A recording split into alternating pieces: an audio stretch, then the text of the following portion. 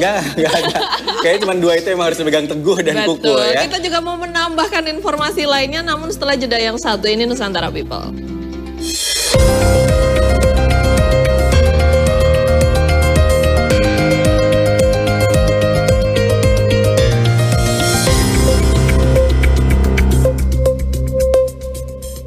Berbagai informasi terkait dunia bisnis dan bidang usaha lainnya kami sajikan dalam program Update Bisnis. Setiap sendi masyarakat tak lepas dari aktivitas ekonomi.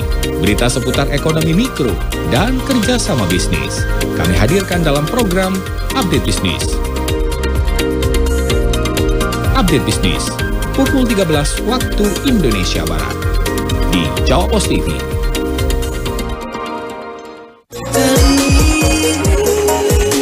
Update Makan Wena hadir menemani sore Anda dengan ragam menu pilihan yang bisa menjadi referensi jelajah pengalaman kuliner Anda.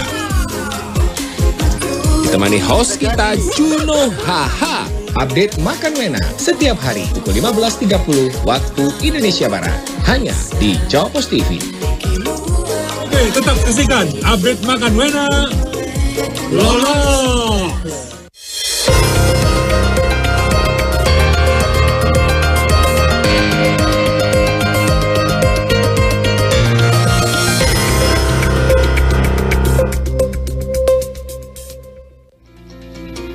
Nusantara People kembali di Jawa Pos Update dan kita masih akan membahas mengenai kecelakaan tergulingnya bus sumber selamat di Jalan Raya Mauspati Ngawi Magetan pada Sabtu dini hari kemarin.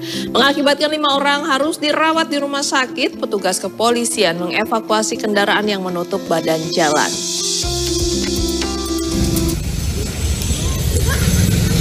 Setelah lakukan olah tempat kejadian perkara, petugas Satlantas Polres Magetan mengerahkan 2 mobil derek untuk mengevakuasi bus sumber selamat.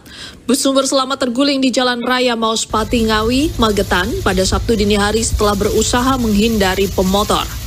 Bodi kendaraan itu menutup badan jalan. Proses evakuasi ini menerapkan rekayasa penutupan sementara jalan. Alhamdulillah keluarga kecepatan kita, bis bisa direplikasi sehingga tinggal membawa ke tempat penanganan titik. Berapa lama? Evakuasinya cukup sebentar karena kita nunggunya lamanya hanya di menunggu derek aja. Begitu derek datang kita terevakuasi, arus lalu lintas dapat kita lihat bersama. Alhamdulillah dua jalur malah mengalir normal kembali, tidak ada hambatan. Dikerahkan berapa alat berat ini, Pak? 2 derek aja cukup. 2 derek aja cukup. Akibat peristiwa ini 5 penumpang menderita luka-luka. 3 korban dirujuk ke RSAU Dr. Efram Harsana Lanut Iswahyudi. Sementara 2 lainnya dibawa ke RSUD Dr. Sayidiman. Penumpang lain yang selamat sudah melanjutkan perjalanan. Ya, waktu itu aku tidur, Pak. Nggak tahu kejadian itu udah terpelanting gitu, terbanting gitu. Terus kondisi penumpang di dalam habis terpelanting? Yang kecepit depanku 1, belakangku 1, ibu-ibu. Terus Bapak bisa keluar gimana nih? Ya keluar dengan sendirinya. Aku nggak kenapa-kenapa, nggak cuma terbanting itu aja. Oh, yang Bapak alami tadi nabrak apa dia ngindarin apa gitu? Katanya orang-orang di seputar situ supirnya sendiri ya ngindari orang mabuk gitu. Naik motor itu ya, pemotor itu ya? Naik motor itu. Penuh Pak dari penumpang? Penumpang kurang lebih 15 atau 20 gitu loh. Selain penumpang terluka, bodi bus sumber selamat juga rusak parah. Polisi masih menyelidiki pasti penyebab kecelakaan lalu lintas ini. Ya, masih ya kembali lagi ya kita selalu mengingatkan untuk berhati-hati di jalan. Jangan sampai kita udah berhati-hati, orang lainnya yang malah... Sambil saya pengen survei juga nih masyarakat Jawa Timur, mungkin yang daerahnya sering dilewati oleh brand bus tersebut, gimana? Karena memang itu udah menjadi apa ya, perhatian publik banget. Dan sudah menjadi trademark sebenarnya Kayaknya sudah menjadi trademark, tapi di sisi lain juga banyak penumpang yang memang apa ya, mengandalkan brand ini untuk transportasi karena jumlah armadanya memang luar biasa banyak. Anytime mau kemana tuh ada. Harusnya gitu. semakin diperbagus lagi ininya ya, kualitasnya, baik dari supirnya, kemudian armadanya. Karena sudah menjadi kepercayaan publik tuh. Pemerintah juga bisa menambah armadanya semakin banyak juga biar nanti kita menggunakan yang jauh lebih nyaman lah ya, aman juga di jalan gitu. Sebenarnya. Jadi nggak harus kebut-kebutan. Saya kalau udah di jalan, belakangnya ada bus yang brand itu tadi. Mending minggir dulu deh. Enggak, saya nggak mau tahu. Terserah mau nyalip-nyalip, mau ngelakson 10 kali saya juga nggak akan memperpelan. Pokoknya ya saya akan dengan jalan saya karena harusnya nggak begitu di jalan. Harus sama-sama sopan di jalan. Hati-hati ya kalau misalnya kamu di jalan nanti. Sama juga pemirsa juga harus hati-hati juga karena ada seorang remaja berusia 18 tahun dilaporkan tenggelam pada Sabtu 16 November kemarin pemirsa. Dia diketahui bermain dengan 5 temannya di Sungai Bengawan Solo, masuk desa Sewedari, Kecamatan Karanganyar. Pencarian hari kedua oleh Basarnas beserta potensi SAR di Ngawi membuahkan hasil. Pencarian korban tenggelam Rizaldi Hanifan Arido, 18 tahun, warga desa Banaran, Kecamatan Sambung, Macan, Sragen. Di hari kedua membuahkan hasil. Korban yang dilaporkan tenggelam di Sungai Bengawan Solo masuk desa Sriwedari, Kecamatan Karanganyar, Sabtu 16 November sekitar pukul 15.45 itu. Ditemukan hari Minggu 17 November sekitar pukul 07.40. Korban ditemukan meninggal dunia terapung di sungai. Jarak dari titik awal dilaporkan tenggelam sekitar 200 meter. Tim Basarnas dan potensi relawan langsung mengevakuasi korban. Kejadian naas itu bermula saat Rizaldi yang sedang berkunjung ke rumah pamannya, Pendik, 48 tahun, di desa Sriwedari. Korban lalu ikut bermain dengan 5 orang keponakan dan teman-temannya di Sungai Bengawan Solo.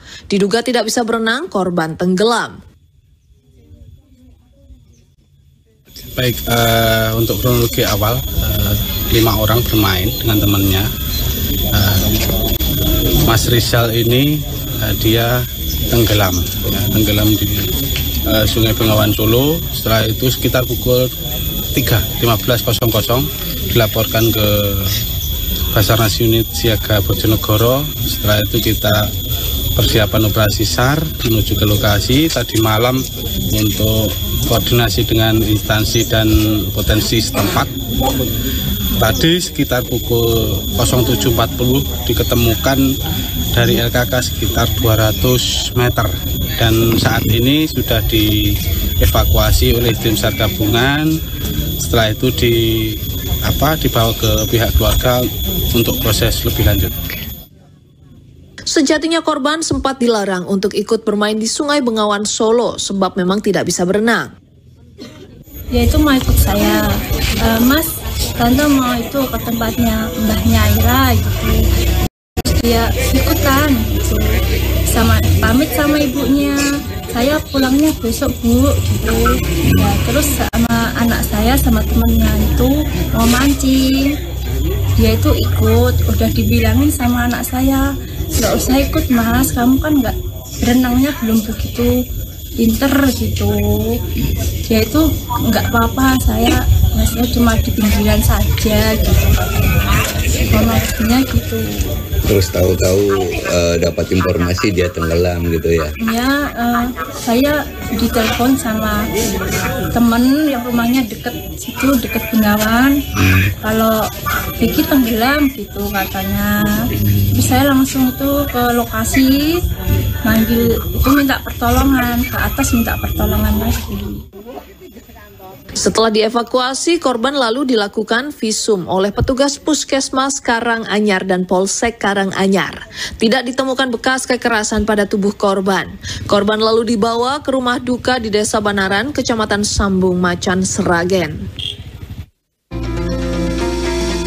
Ya udah tahu ya misalnya kalau memang nggak bisa berenang gitu jangan dipaksakan. Air tenang menghanyutkan. Nah, jadi mungkin terlihatnya kayaknya masih ada tanah-tanahnya, masih ada batu-batunya, tapi nggak tahu kalau ternyata tiba-tiba dalam. Mungkin itu kan karena pantulan matahari bisa jadi terlihatnya dangkal gitu. Jadi memang kalau memang nggak bisa berenang gitu, mending nggak usah deh ya daripada nanti akhirnya kehilangan nyawa. Ikut teman-temannya di pinggir mancing, jagain barang-barang, itu juga seru kok. Saya dulu bagiannya itu soalnya.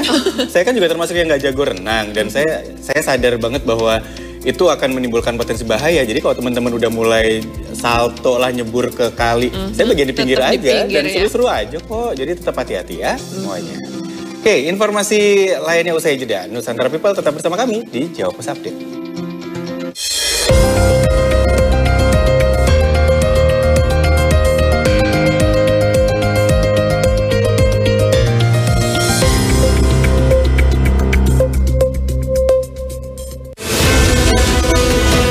Berbagai peristiwa disajikan dalam sebuah berita.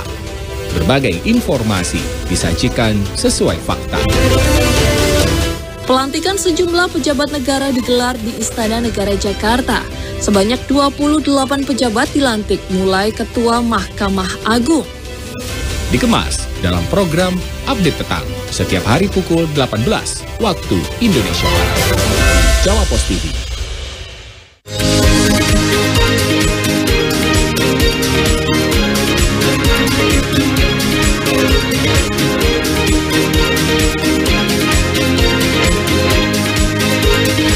Propolis dan probiotik serta rempah alami yang terkandung dalam M-Natur dipercaya mampu menjaga daya tahan tubuh dan melindungi kita dari radikal bebas berbahaya. M-Natur Bitter Honey, rajanya madu pahit. Update Makan Wena hadir menemani sore Anda dengan ragam menu pilihan yang bisa menjadi referensi jelajah pengalaman kuliner Anda. Ditemani host kita Juno Haha. Update Makan Wena setiap hari pukul 15.30 waktu Indonesia Barat. Hanya di Jawa Pos TV. Oke, tetap saksikan Update Makan Wena. Lola. Mengisi waktu siang Anda, kami hadirkan berbagai informasi yang terjadi. Melaporkan peristiwa langsung dari lokasi. Selain meresmikan 13 komisi dalam periode 2024-2029, Dewan Perwakilan Rakyat juga menambah sebuah badan baru yang menangani badan aspirasi masyarakat. Update siang, setiap hari pukul 11.30 waktu Indonesia Barat di Jawa Pos TV.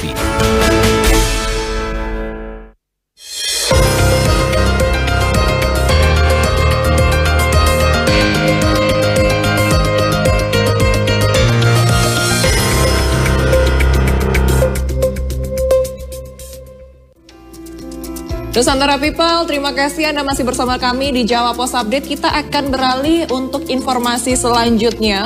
Polda Metro Jaya kembali menangkap 3 orang DPO kasus judi online yang melibatkan 10 orang pegawai Kementerian Komunikasi dan Digital RI dan beberapa orang warga sipil. Sama dengan DPO sebelumnya yang berinisial HE. 3 DPO ini juga berperan sebagai pemilik web judi online serta mengelola ribuan web judi online agar tidak diblokir oleh pihak Kementerian Komunikasi dan Digital RI.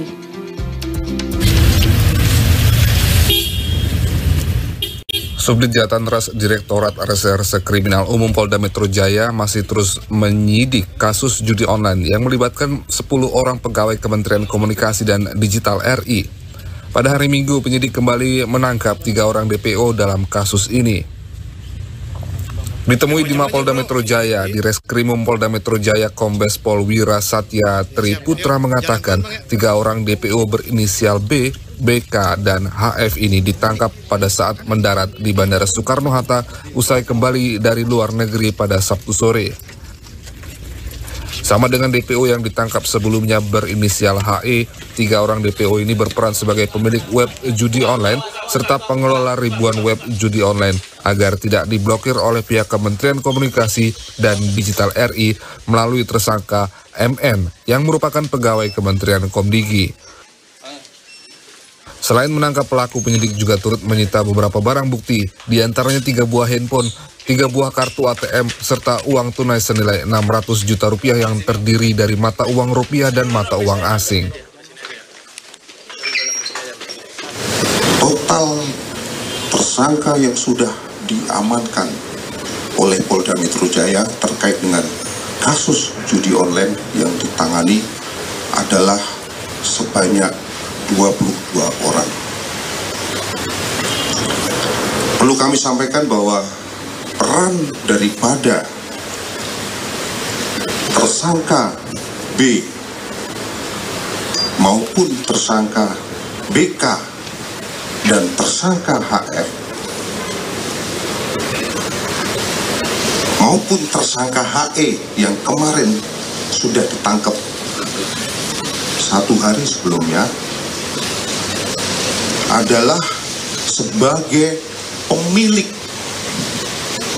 dan sekaligus pengelola ribuan web judi agar tidak diblokir oleh Komdigi. Hingga saat ini Polda Metro Jaya telah menangkap 22 orang tersangka, yang mana 10 diantaranya merupakan pegawai Kementerian Komunikasi dan Digital RI, serta 13 orang masyarakat sipil. Dan hingga saat ini penyidik masih memburu 3 DPO lainnya berinisial A, J, dan BS.